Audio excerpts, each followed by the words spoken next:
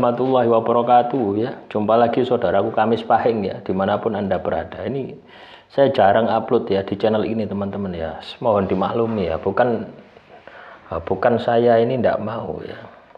Tetap saya pingin ya setiap hari ini bisa upload. Ya. Nah ini loh, saya upload tanggal 4 ini belum tak publik ya. Tapi ya pada apa-apa ya, nanti dipublik dua-duanya. Ya. Kaitannya dengan pertanyaan saudara kita ya. Ini satu orang ini, dua orang.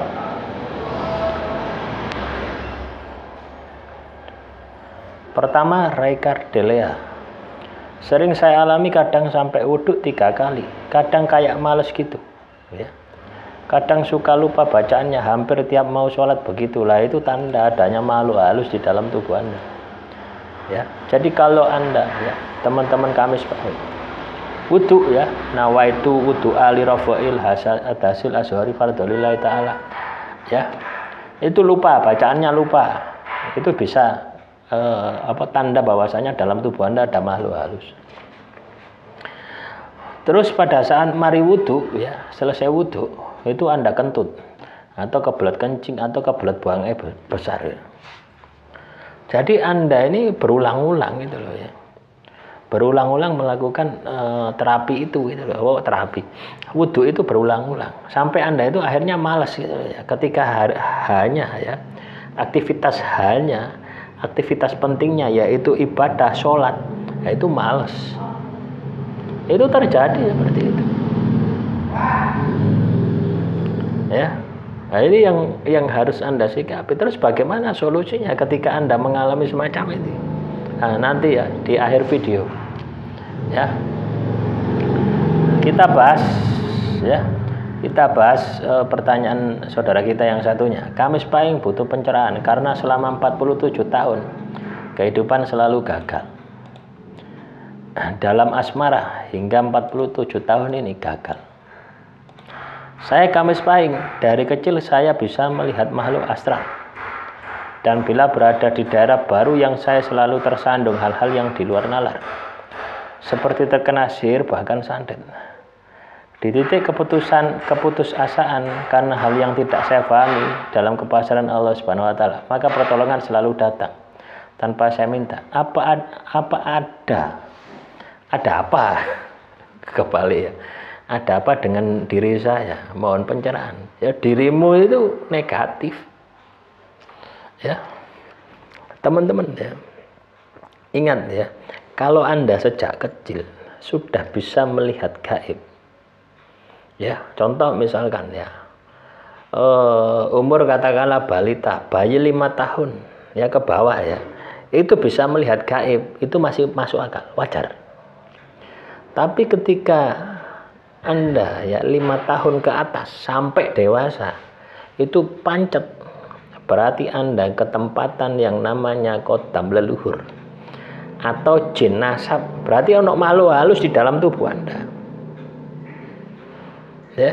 Ini bisa berpengaruh terhadap ekonomi Anda ya, keuangan Anda mampet, asmara Anda kandas. Ini juga bisa berpengaruh manakala energi Anda ini tidak bisa mengendalikan keberadaan makhluk halus tersebut di dalam tubuh Anda.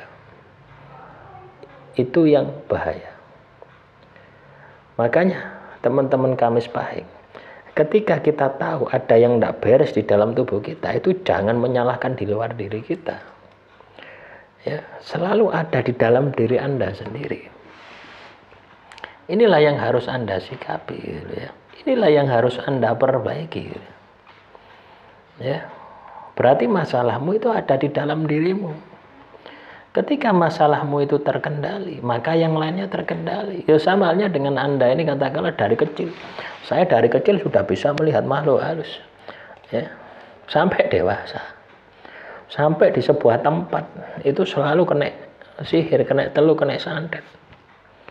Ya. Orang terkena sihir, orang terkena telu, orang terkena santet. Itu menunjukkan energinya negatif.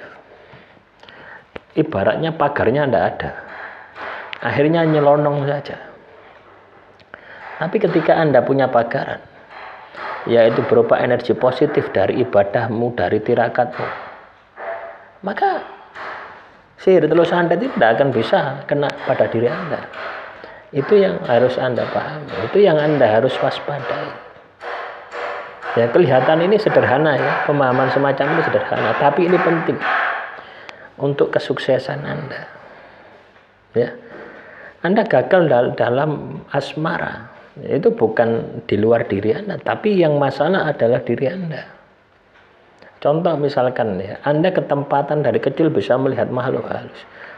Positif sampai dewasa ini ketempatan kodam leluhur. Ya, katakanlah kodam leluhur itu untuk penjagaan. Akan muncul emosi terus di dalam diri Anda. Ya, lah emosi ini akan berpengaruh terhadap rezeki Anda. Karena energi emosi ini panas. Rezeki itu energinya dingin. Nah, ini kan berlawanan. Berarti tidak semuanya kodam leluhur itu bermanfaat. Ada kalanya kodam leluhur itu malah menambah masalah Anda. Lah, kesadaran diri semacam inilah yang itu harus Anda pahami. Itu yang penting gitu loh ya. Untuk Anda sikapi. Oh, ternyata masalahku itu berasal dari kelakuanku. Oh, ternyata masalahku itu berasal dari tindakanku. Supaya masalahku selesai, maka tak perbaiki tindakanku lah. Maka Anda akan punya inisiatif, ya, punya ibaratnya kemauan untuk memperbaiki kualitas diri Anda. Ketika kualitas diri Anda berubah dan Anda menjadi baik, maka sihir telur santet, masalah-masalah kehidupan Anda itu akan selesai semua. Ya. Jadi tidak perlu sedih ya, tidak perlu sedih. Yang perlu Anda lakukan adalah bagaimana supaya masalah Anda itu bisa menjadi pelajaran hidup yang itu tidak Anda ulangi lagi gitu loh ya. Nah, itu baru luar biasa. Demikian yang bisa saya sampaikan, semoga materi kali ini bisa bermanfaat. Assalamualaikum warahmatullahi wabarakatuh. Salam rahayu, rahayu, rahayu.